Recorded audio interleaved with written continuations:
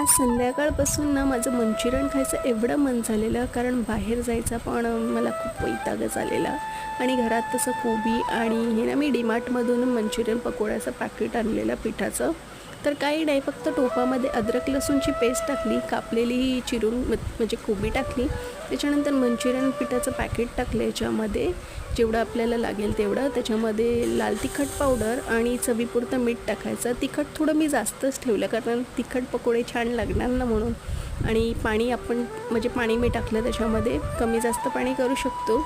आणि छान असं पेस्ट बनवून घ्यायची पकोडा टाईप, आणि मस्त असं गरम गरम तेलामध्ये सोडले. आणि खरं सांगते, एवढे भारी आणि क्रिस्पी झालेले, म्हणजे बाहेरपेक्षा पण छानच झालेले.